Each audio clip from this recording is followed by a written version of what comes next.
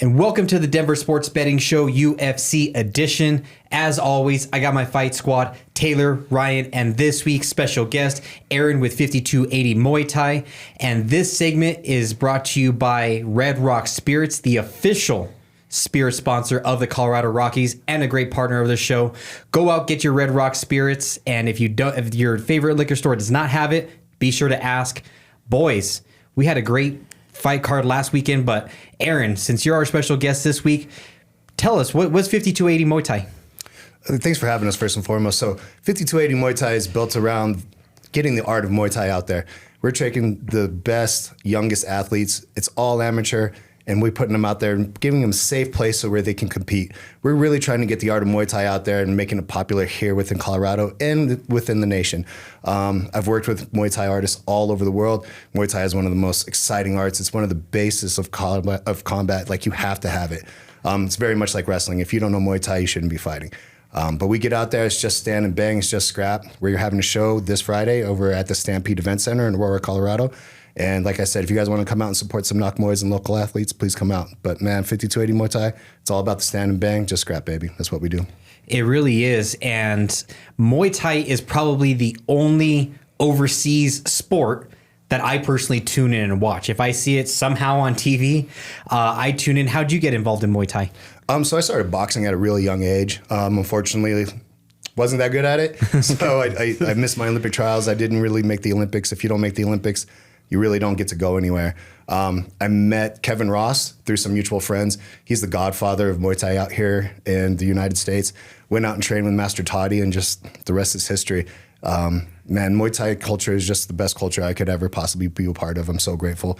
But when I was living and training out in Thailand, I got to meet some legends like Lurdzilla, Senchai, things of that nature. So it's just translated on. And when I came back, I took a whole bunch of Muay Thai fights, but MMA was really popular. And so I tried to transition over to MMA. Not so good at the jiu-jitsu.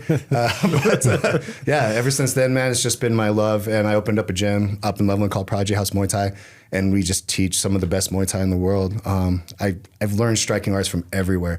We do some Dutch kickboxing. Shout out to Andy Sauer, Dwayne Ludwig. A lot of those guys I've worked with over the years. They've just been great. So yeah, that's just been my life, and I couldn't imagine it being any different.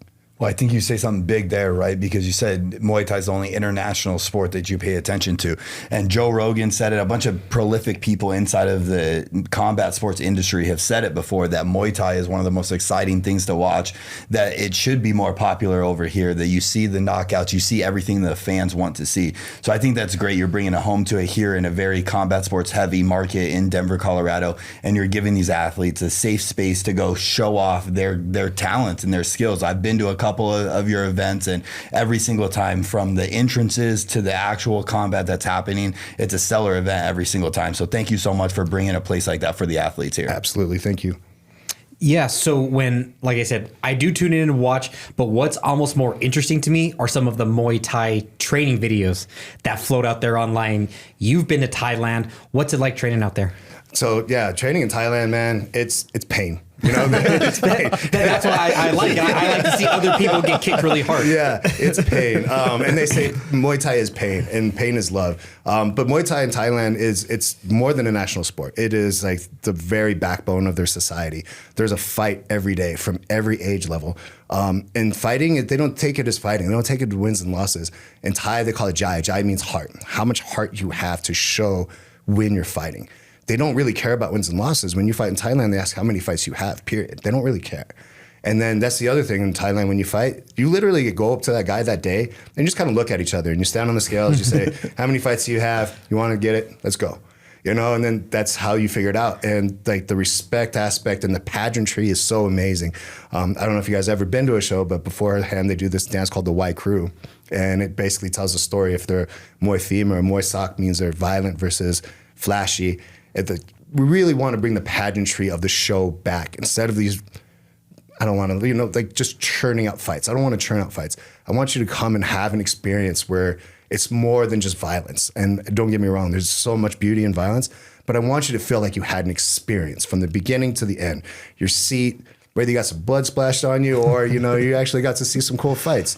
I want you to leave, because Muay Thai is so important to me. Like you should really feel an experience rather than leaving the place being like, oh, that was cool.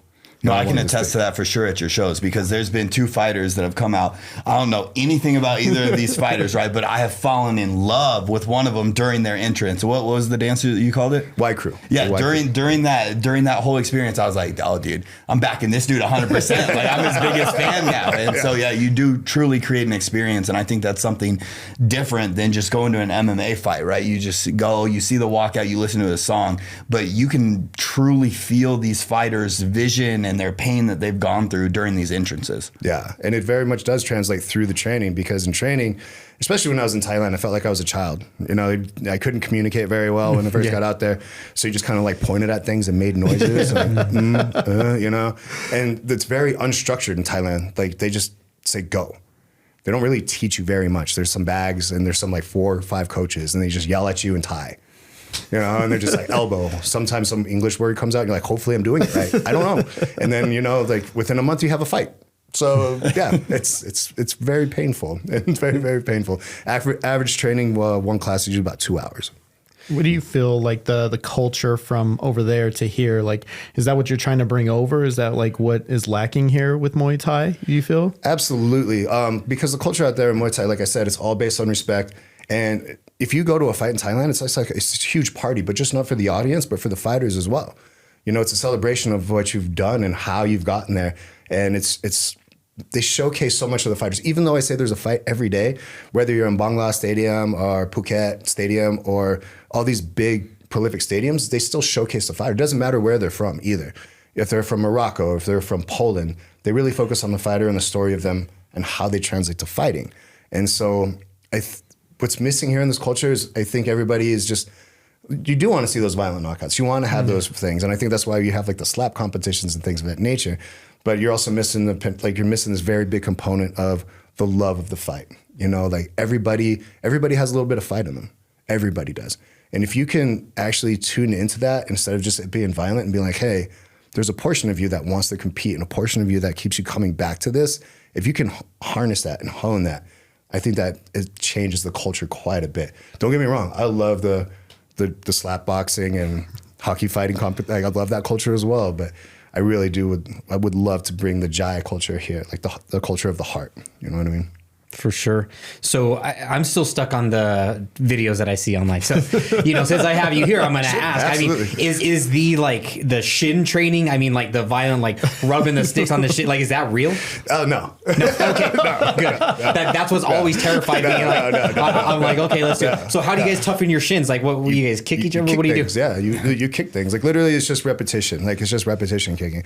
The things you see with like the buckwheat bags and the rolling pins. If you notice, those guys aren't in Thailand. You know, they're really not. They're not in Thailand. And the other thing is like the shin conditioning.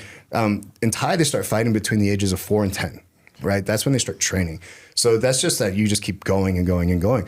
And in Thailand, when you see them kicking those bags don't look very big. They're very, very dense. Like they're extremely dense. If we watch those guys kick those bags, they're not like the American Muay Thai bags that are really long.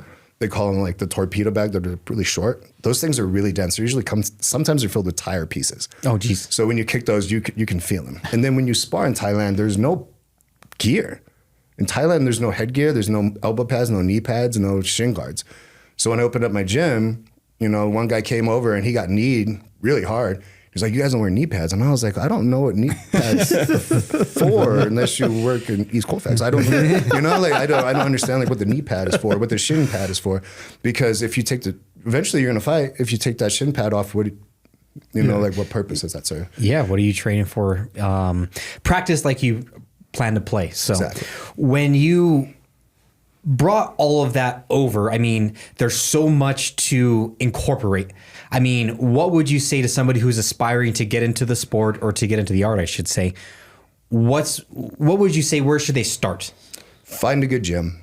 Find a good gym. Gym is more than just wins and losses. It's more than just membership dues and everything else. Find a gym and find a coach that cares. When I say go find a gym, it's very, very common in gym culture. You walk into a gym and they give you a t-shirt and you're like, there, I love it. I want to sign up right away. And I call it the value meal. They teach you aggression right away. 1-2 kick. They teach you aggression. I say, if you're going to try, take all the free trials. Go multiple. Go multiple in a day too. Go multiple in a day. If you're feeling buzzed from one, go to another one in that day, because gyms offer different things, and if you'll find what you want here, right? If you watch a whole bunch of videos and you have this idea of what you want, that's not the same. Go in there, start hitting somebody, you know what I mean? And then if you feel it feels like a right place, that's it. And if you have a good place, stay there, because consistency is key in Muay Thai. There's no ranking in Muay Thai. You don't have a purple belt. You don't get a stripe. You don't have a coach that's telling you you're doing a good job. You really don't. Like in Thailand, it was like the most demoralizing thing I ever went through, you know, because I'm used to like American culture. We're like, oh, here's your stripe. Like, sweet, I learned how to punch. I get a stripe. In Thailand, it's just like, hey, you did a good job not getting your ass whipped today. I'm just like, oh, sweet. Doesn't, you know, and it's like an old saying that my coach taught me in Thailand is it doesn't feel good, but it feels right when you get home. You know what I mean? Like, it doesn't feel good when it's happening, but when you get home, it feels right. So if you're looking for a place, just try all the gyms. Everybody wants something different. Go try them all.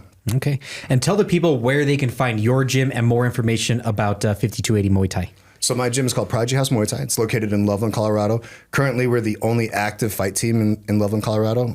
We do all the way from Dutch kickboxing to strictly traditional Muay Thai, but we also do grappling as well. We have an MMA team. We have a fight team there. You can find us, like I said, it's called lovelandkickboxing.com. You can reach us there. IG, Facebook, you can reach us all throughout there. Also through 5280 Muay Thai, you can reach us through IG and Facebook as well.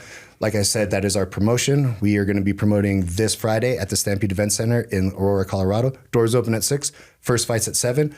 Our main event is actually 2 lovely ladies. We're one of the very few promotions that put ladies on the main event, but they have amazing records and they're going to go out there and bang. We've got some title fights. We've got teenagers fighting. So it's a family-friendly event. If you guys can come out, please do. If you guys want some tickets, I'll give them to you later, but I'm going to charge you extra. Well, you heard it, so be sure to check it out. Like you said, doors open at 6. Fights start at 7, so get there early. But don't go anywhere because we are breaking down UFC 317, and we will be back.